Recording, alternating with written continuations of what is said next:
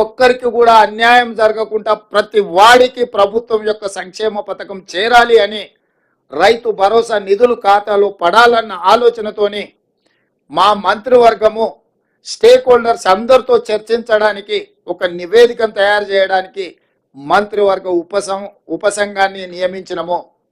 దానికి ఆర్థిక మంత్రిగా ఉప ముఖ్యమంత్రిగా ఉన్న బట్టి విక్రమార్క గారు నాయకత్వం వహిస్తారు.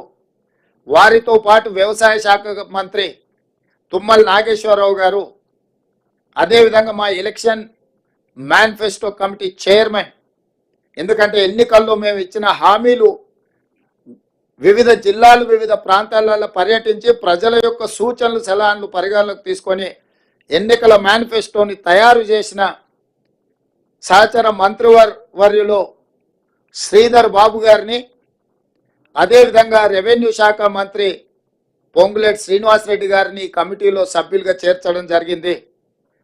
ఈరోజు రైతు భరోసా విధి విధానాలను ఖరారు చేయడానికి రైతు సంఘాలను, రైతు కూలీ సంఘాలను, రాజకీయ పార్టీలను, వివిధ వర్గాల నుంచి సలహాలు సూచనలు తీసుకొని విధి విధానాలు ఖరారు చేసి పారదర్శకంగా ప్రజలకు వివరించే విధానపరమైన నిర్ణయం తీసుకోవడానికి రైతు భరోసా కోసము మంత్రివర్గ ఉపసంఘాన్ని నియమించినము. బట్టి విక్రమార్క గారు, తుమ్మల నాగేశ్వరరావు గారు, శ్రీధర్ బాబు గారు, పొంగులేటి శ్రీనివాసరెడ్డి గారు అందరితో చర్చించి జూలై 15 తారీఖు లోపల ప్రభుత్వానికి నివేదికను అందించడం జరుగుతుంది. ఆ నివేదికను రాబోయే బడ్జెట్ సమావేశాలలో శాసనసభలో ప్రవేశపెట్టి అందరు శాసనసభ్యుల యొక్క అభిప్రాయం తీసుకొని భవిష్యత్ కార్యాచరణను, రైతు భరోసా విధి విధానాలను నిర్ధారించి ఆ నియమ నిబంధనల మేరకు అర్హులైన ప్రతి ఒక్కరికి రైతు భరోసా పథకాన్ని అమలు చేయాలని మా మంత్రివర్గం నిర్ణయం తీసుకున్నది. ఈ విషయాలు కూడా మీ ద్వారా రాష్ట్ర రైతాంగానికి మేము చెప్పదలుచుకున్నాము. మా ప్రభుత్వం జవాబుదారీతనంగా పనిచేయాలనుకుంటుంది. పారదర్శకంగా ప్రజల ముందు మా విధి విధానాలను పెట్టి ముందుకు నడవాలనుకుంటున్నాము. ఇక మూడవ అంశం, వివిధ పత్రికలల్లో, టీవీలల్లో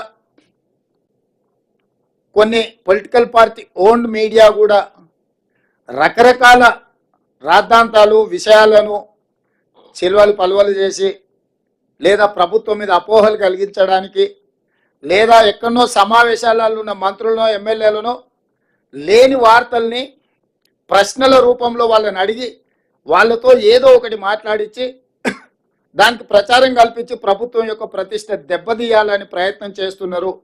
అందుకు గాను మంత్రివర్గ నిర్ణయాలు కానీ ప్రభుత్వ పరిపాలనకు సంబంధించిన అంశాలను మీడియా మిత్రులకు బ్రీఫింగ్ చేయడానికి మంత్రివర్గం నుంచి 2 అధికార ప్రతినిధులుగా 2 మంత్రులను నియమిస్తున్నాము. దానికి శ్రీధర్ బాబు గారు మిత్రుడు, పొంగులేటి శ్రీనివాసరెడ్డి గారు బాధ్యత తీసుకుంటారు. మీడియా మిత్రులకు నా సూచన, మీకు ఎలాంటి ప్రభుత్వానికి సంబంధించిన అంశాలు కావచ్చు, వివరాలు కావచ్చు, అపోహలు కావచ్చు, మీకు సమాచారం కావాలంటే దానికి సంబంధించి శ్రీధర్ బాబు గారు, పొంగులేటి శ్రీనివాసరెడ్డి గారు ఎప్పుడు మీడియా మిత్రులకు అందుబాటులో ఉంటారు. వారిద్దరిచ్చే సమాచారమే అధికారిక సమాచారము. మీరు ఏది పడితే అది, ఎట్లా పడితే అట్లా ఊహించుకోవడానికి కానీ, ఖాయించుకోవడానికి కానీ, రాయించుకోవడానికి కానీ, చూయించుకోవడానికి కానీ అవకాశం లేకుండా పకడ్బందీగా ప్రభుత్వం ఈ నిర్ణయం తీసుకున్నది.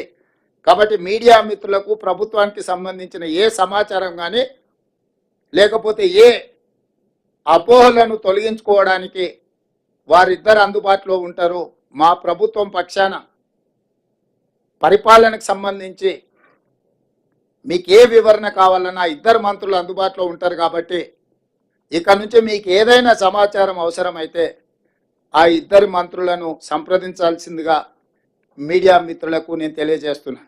ఇక రాజకీయాలు అంటారా, రాజకీయాలకు సంబంధించి ఏ నాయకుడైనా మాట్లాడతాడు, ఏ మంత్రి అయినా మాట్లాడతారు.